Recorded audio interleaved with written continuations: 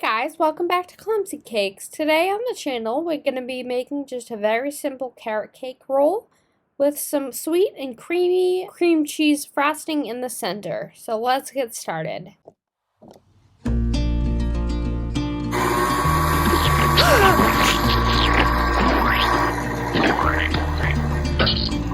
Whoops. So what I'm going to do first to prep is to just sift together my dry ingredients, grate my carrots, and prepare my pan. This is just a small jelly roll pan. Preparing that with some parchment paper. I'm just spraying it, laying down some parchment paper, and then spraying it again to make sure that nothing sticks. Next, I'm gonna take my eggs and my sugar and just beat that up until light and fluffy. And when I say light, I mean the color, not the texture. They are talking about a little bit of both. The texture does change to a lighter, cloudier texture, but when you think of it in terms of color, it's a lot easier, I find. So when your mixture turns from a deep yellow color to a slightly paler yellow color, then you're all set. This will take about 5 minutes. And if you use an electric mixer, this is a lot easier. I just decided to use a whisk today. And then we're going to add in our grated carrot. And in the description, I'll leave a link to the box grater that I use. It's good for a lot of different things. That's why I personally like it, but you can see for yourself. Next, you're going to just simply add in your dry ingredients all at once. And just mix those until incorporated. Once incorporated, stop mixing. You don't want to overmix here.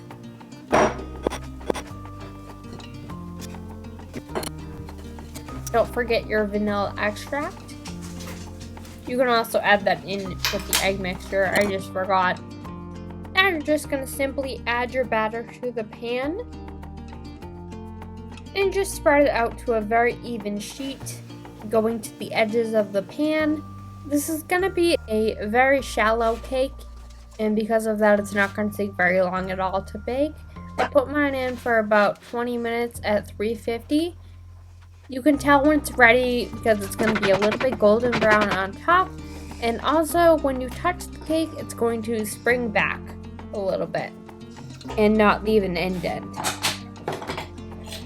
So, fun fact, did you guys know that cakes actually have a memory?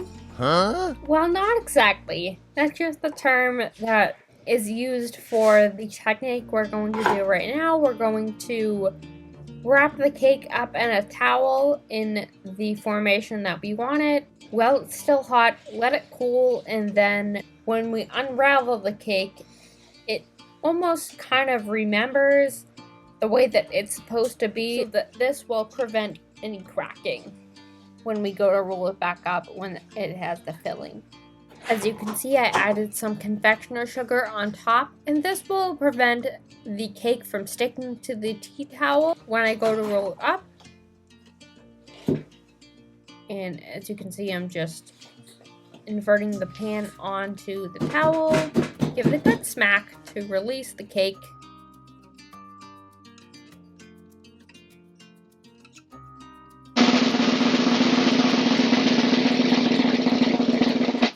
And voila!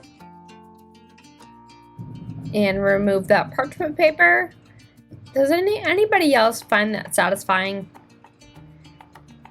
And we're going to add some confectioner sugar to the other side. Make sure that side doesn't stick.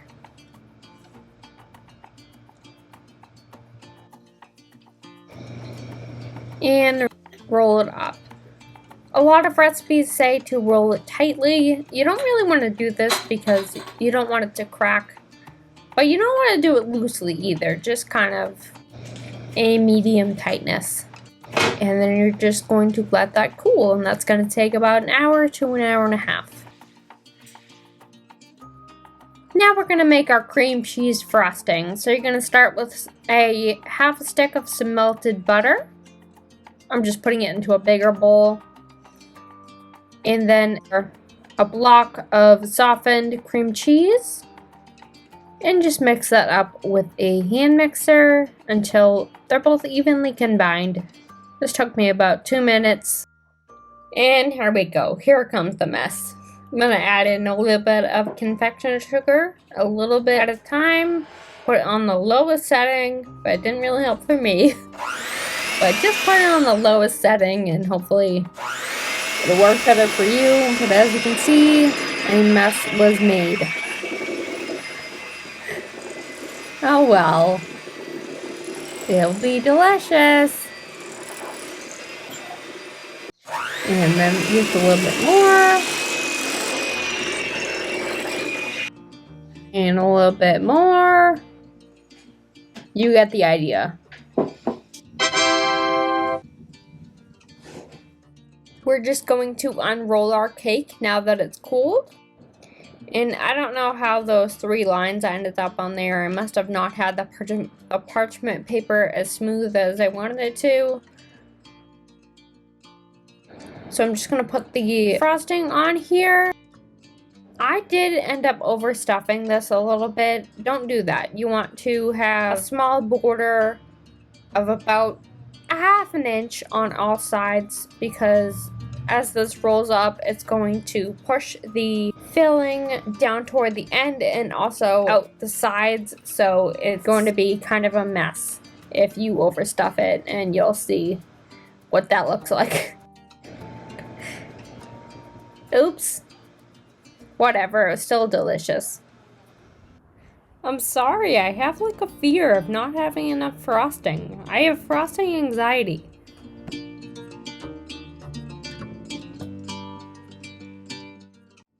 Now I know my camera angle is not the best here, but you're just gonna roll it up again the same way that you rolled it the first time. Not too tight, but not too loose either. Just kind of following the guide of the way that you did it the first time.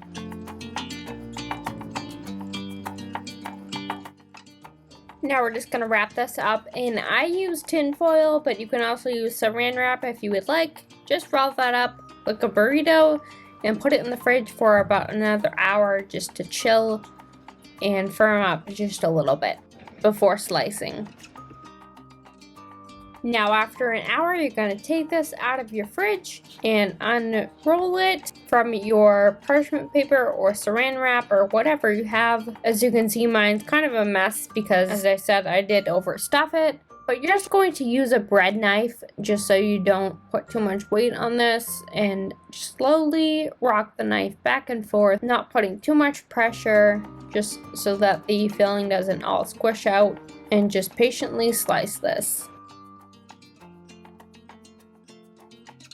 And that's about it. Thank you guys so much for watching. If you guys have any suggestions for what you would like to see next, I would love to hear about those down in the comments below. And subscribe to the channel to make more messes with me, and I'll see you guys next time. Bye!